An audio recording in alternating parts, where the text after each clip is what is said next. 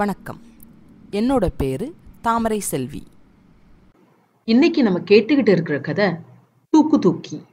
வாங்க கதைக்குள்ள போகலாம். பிரேமாவோட அரண்மனையிலிருந்து வெளியேறின இளவரசர் மாறு வேஷம் போட்டுக்கிட்டு அந்த சேட்டு கிட்ட வேலை பார்க்கிற ஆள் கிட்ட போறார்.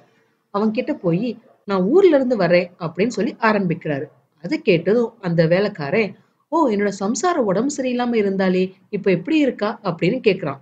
இதையே சாக்கா வச்சுக்கிட்டு, உன்னோட ஒய்ஃபுக்கு உடம்பு ரொம்ப முடியாம போயிடுச்சு, அதை சொல்லி கையோட உன்னை கூட்டிட்டு போறதுக்காக தான் நான் இங்க வந்திருக்கேன் அப்படின்னு ஒரு கதையை விடுறாரு. அதை கேட்டதும் அந்த வேலைக்காரன் பதறி, ஐயோ, இந்த சேட்டு என்னை விடமாட்டானே, நான் இப்ப என்ன பண்றது அப்படின்னு பதறான். அதுக்கு இளவரசர், அதுக்கெல்லாம் கவலைப்படாத, நீ போயிட்டு வா, நீ வர்ற வரைக்கும் உன்னோட இடத்துல இருந்து நான் வேலையை பாத்துக்கிறேன் அப்படின்னு சொல்லி ஆறுதல் சொல்றாரு ஹீரோ. சரி, ஓகே அப்படின்னு சொல்லிட்டு, நான் சேட்டுக்கிட்ட உன்னை என் மச்சான் அப்படின்னு நான் சொல்றேன் அப்படின்னு சொல்லி சேட்டுக்கிட்ட போய், என்னோட ஒய்ஃபுக்கு உடம்பு சரியில்லை, அதனால என்னோட மச்சான் வெங்கடாச்சலத்தை நான் வர்ற வரைக்கும் இங்க விட்டுட்டு போறேன் அப்படின்னு சொல்லி பெர்மிஷன் கேட்டுட்டு அவன் ஊருக்கு போயிடுறான். அந்த சேட்டுக்கிட்ட வேலை பார்க்க ஆரம்பிக்கிறாரு இளவரசர். இங்க பிரேமா உங்களோட அரண்மனையில ஏன் இளவரசர் ஒரு வார்த்தை கூட சொல்லாம கிளம்பிட்டாரு அப்படின்னு யோசிச்சுக்கிட்டு இருக்காங்க. ஒருவேளை மதிவாணன் தான் ஏதாவது பேசி அவரோட மனசை கலைச்சிருப்பாங்களோ அப்படின்னு குழம்பிக்கிட்டு இருக்காங்க. குழம்பி அவங்களால ஒரு முடிவுக்கு வர முடியல.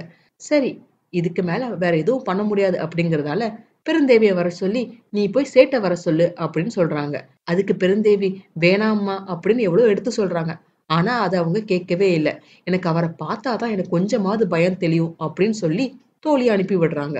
சேட்டுக்கிட்ட வேலைக்கு சேர்ந்த இளவரசர் பயங்கரமா வியாபாரம் பண்ணி நிறைய காசு சேர்த்து வந்து சேட்டுக்கிட்ட கொடுக்குறாரு. இதை பார்த்த சேட்டுக்கு பயங்கர சந்தோஷம். சரி, வேலையெல்லாம் முடிச்சுட்டு போறதுக்கு முன்னாடி எனக்கு போய் ஒரு வெற்றிலை பாக்கு வாங்கிட்டு வா அப்படின்னு சொல்றாரு. இவரும் வாங்க போறாரு. அந்த சமயத்துல சேட்டை பாக்குறதுக்காக பெருந்தேவி உள்ள வர்றாங்க. இளவரசி உங்களை கையோட வர சொல்லி இருக்காங்க அப்படின்னு சொல்லிட்டு சேட்டை வீட்டை விட்டு கிளம்பும் போது வெற்றிலை பாக்கு வாங்கிட்டு வந்த இளவரசர் இதை பாத்துடுறாரு. நான் ஏற்கனவே ஒண்ணு சொல்லியிருந்தேன் இல்லைங்களா, நம்ம ஹீரோ வந்து வித்தியாசமா வெற்றிலையை மடிப்பாருன்னு சொல்லிட்டு, அதே மாதிரி மடிச்சு சேட்டுக்கிட்ட கொடுக்குறாரு.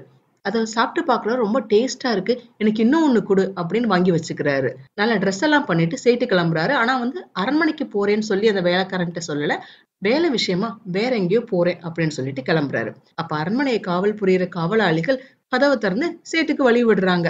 அவர் போனதுக்கு அப்புறமா அந்த 2 காவலாளிகளும் இளவரசியை பத்தி, நம்ம இளவரசி இப்படி எல்லாம் பண்ணக்கூடாது, எவ்வளவு கேவலமா நடந்துக்கிறாங்க அப்படின்னு பேசிக்கிட்டு இருக்கும் போதே மாறு வேஷத்துல இருக்கிற இளவரசர் அந்த கோட்டை கதவு வழியா நுழையிறாரு. உடனே அவரை பிடிச்சு, நீ யாரு அப்படின்னு விசாரிக்கிறாங்க. அதுக்கு இளவரசர், நான் சேட்டோட புது வேலைக்காரே, அவர் குல்லாவை மறந்து வச்சுட்டு வந்துட்டார், அது குடுக்கறதுக்காக போறேன் அப்படின்னு சொல்றாரு. ஓ, சேட்டோட ஆளா, அப்படின்னா போ அப்படின்னு சொல்லி அனுப்பி வைக்கிறாங்க. சேட்டும் பிரேமாவும் ஆசையா பேசிக்கிட்டு இருக்கிறத மறைஞ்சிருந்து பார்த்துடுறார் ஹீரோ. அப்போ ஹீரோ கொடுத்த அந்த வித்தியாசமான பீடாவை சேட்டு பிரேமாவுக்கு கொடுக்குறாரு. அதை பார்த்ததும் உங்களுக்கு பயங்கர அதிர்ச்சி. இது ஏது அப்படின்னு கேக்குறாங்க. உடனே சேட்டு, இதை நான் உனக்கு ஸ்பெஷலா பாம்பேல இருந்து கொண்டு வந்தேன் அப்படின்னு சொல்லி ஒரு பொய் சொல்றாரு. அதுக்கு அவங்க, இல்லவே இல்ல, உண்மையை சொல்லுங்க அப்படின்னு கொஞ்சம் அதட்டி கேட்டதும், கண்டுபிடிச்சிட்டியே, இது என்னோட புது வேலைக்காரை செய்தது அப்படின்னு உண்மையை சொல்லிட்டாரு. இன்னைக்குதான் சேர்ந்தானா அப்படின்னு பிரேமா கேக்குறாங்க. இவங்களும் அதுக்கு சேட்டும், ஆமா, இன்னைக்குதான் அவன் சேர்ந்தான் அப்படின்னு சொல்றாரு. அப்ப அந்த பீடாவை எடுத்துக்கிட்டு ரூமுக்குள்ள இருக்கிற பெருந்தேவிய பார்க்க போறாங்க. அந்த பீடாவை காட்டி, இதை செய்தவனை கண்டுபிடிச்சு ஆளை தீர்த்துடு அப்படின்னு சொல்றதையும் மறைஞ்சிருந்து கேட்டுடுறார் இளவரசர். சோ அவர் 4வதா கேட்ட வாக்கியமும் உண்மையாயிடுச்சு. முதல்ல பெருந்தேவி அதெல்லாம் பண்ண வேணாம் அப்படின்னு மறுக்கிறாங்க. ஆனா அதுக்கு பிரேமா, பயப்படாத, நான் இருக்கேன் அப்படின்னு சொல்லி அனுப்புறாங்க. உள்ள சேட்டுக்கிட்ட வந்து பிரேமா, உங்க வீட்டுல வேலைக்காரனா சேர்ந்திருக்கிறது வேற யாரும் கிடையாது, இளவரசர் தான் அப்படின்னு உண்மையை சொல்லிடுறாங்க. இதை கேட்டதும் பயத்துல புலம்ப ஆரம்பிச்சிடுறார் சேட்டு. உடனே பிரேமாவும், எனக்கும் பயமா இருக்கு அப்படின்னு சொல்லிக்கிட்டு இருக்கும் போதே இளவரசர் உள்ள வர்றார். அவரை பார்த்ததும் பிரேமா ஓடி போய் ஒரு ரூமுக்குள்ள ஒளிஞ்சுக்கிட்டு தாப்பால் போட்டுடுறாங்க. அங்க இருக்கிற சேட்டுக்கு 2 போடு போட்டு அனுப்பிடுறார் இளவரசர். அந்த சமயத்துல பெருந்தேவி சிப்பாய்களை கூட்டிக்கிட்டு அந்த புறத்துக்கு வர்றாங்க. அங்க மாறு வேஷத்துல இருக்கிற இளவரசருக்கும் சிப்பாய்களுக்கும் சண்டை நடக்குது. சிப்பாய்களுக்கும் இளவரசருக்கும் சண்டை நடந்துகிட்டு இருக்கும் போதே நைஸா அந்த சேட்டு நழுவி போயிடுறாரு. சண்டை போட்டுக்கிட்டே இளவரசரும் வெளியே போயிடுறாரு. பெருந்தேவி பிரேமா மறைஞ்சிருக்கிற ரூமை தட்டி துறக்க சொல்றாங்க. பிரேமா ரூமை விட்டு வெளியே வந்ததும் பெருந்தேவி கிட்ட, அவன் மாட்டிக்கிட்டானா அப்படின்னு கேக்குறாங்க. அதுக்கு அந்த பக்கத்துல இருந்த காவல் வீரன், இல்ல, அவன் எங்களை ஏமாத்தி தப்பிச்சு போயிட்டான் அப்படின்னு சொல்றாங்க. இதை கேட்டதும் பிரேமாவுக்கு பயங்கர கோவம். உடனே பெருந்தேவி கிட்ட, நீ போய் அப்பா உடனே கூட்டிட்டு வா அப்படின்னு சொல்லி அனுப்புறாங்க. இதே நேரத்துல ஓடி போன சேட்டு தன்னோட வீட்டுல உள்ள பொட்டி படுக்க எல்லாத்தையும் கட்டிக்கிட்டு கதவையும் பூட்டிட்டு ஊரை விட்டே கிளம்பிடுறாரு. பிரேமா அவங்க அப்பா கிட்ட இளவரசருக்கும் அவங்க அப்பாவுக்கும் சண்டை நடந்து நாட்டை விட்டே வெளியேற்றிட்டாங்க. அதனால உங்ககிட்ட சொல்லி இந்த நாட்டை ஆள்றதுக்கு ஏற்பாடு பண்ண சொல்றார் அப்படின்னு ஒரு கதையை எடுத்து விடுறாங்க பிரேமா. எதுக்கு இந்த அவசரம்? எப்படினாலும் இந்த நாட்டை ஒரு நாள் நீங்க தான் ஆள போறீங்கன்னு நான் சொன்னேன். ஆனா அதெல்லாம் முடியாது. அவர் அரசர் ஆக்கலைன்னா உங்களையே கொன்னுடுவேன் அப்படின்னு மிரட்டினாரு அப்படின்னு சொல்லி பிரேமா இன்னொரு கதையை எடுத்து விடுறாங்க.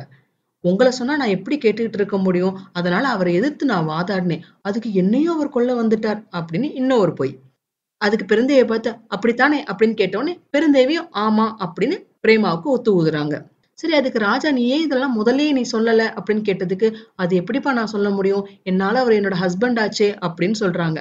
அதுக்கு என்ன ஹஸ்பண்ட்? அயோக்கியன் அப்படின்னு சொல்லி அந்த சுந்தராங்கதனை எந்த மூலையில இருந்தாலும் அவனை கண்டுபிடிச்சு கூட்டிட்டு வாங்க அப்படின்னு உத்தரவு போடுறார் பிரேமாவோட அப்பா. இதே நேரத்துல காவலாளிகள் இருந்து தப்பிச்சு போன இளவரசர் சேட்டோட வீட்டுக்கு போறார். அங்க பார்த்தா ஏற்கனவே சேட்டு வீட்டை விட்டு போயிட்டாரு. இளவரசரை கைது பண்ணணும்னு சொல்லி அரசன் போட்ட கட்டளை மதிவாணனுக்கும் தெரிய வருது. மகள் சொன்னதை நம்பி இப்படி ஒரு முடிவு எடுத்துட்டாரே அப்படின்னு வருத்தப்படுறார் மதிவாணன். சரி, நம்மளால ஆனது செய்வோம் அப்படின்னு சொல்லி கிளம்புறார் மதிவாணன். சுந்தராங்கதன் பதவி மோகத்தால அரசாங்கத்தை கைப்பற்ற ட்ரை பண்ணினதாகவும் மன்னரையும் மன்னர் மகளையும் கொல்ல ட்ரை பண்ணினதாகவும் தண்டனை கொடுக்கறதுக்காக அவரை பிடிச்சு கொடுத்தா அவங்களுக்கு சன்மானம் வழங்குறதா அறிவிக்கிறாங்க. இளவரசர் அவங்க கிட்ட மாட்டுவாங்களா? அடுத்து 5ஆவதா உள்ள உயிர் காப்பான் தோழன் மதிவாணன் இவரை காப்பாத்துவாங்களா? எப்படி காப்பாத்துவாரு? இதை எல்லாத்தையும் வர்ற வீடியோல பார்க்கலாம்.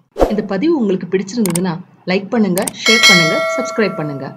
நான் போடுற வீடியோஸ் உடனுக்குடன் உங்களுக்கு தெரிஞ்சுக்கிறதுக்காக நோட்டிபிகேஷன் பெல்லையும் கிளிக் பண்ணுங்க. என்னங்க, கதை சுவாரஸ்யமா போய்கிட்டு இருக்கா? மிச்ச கதையை அடுத்து வரும் பதிவுகள்ல கேட்கலாம். நன்றி, வணக்கம்.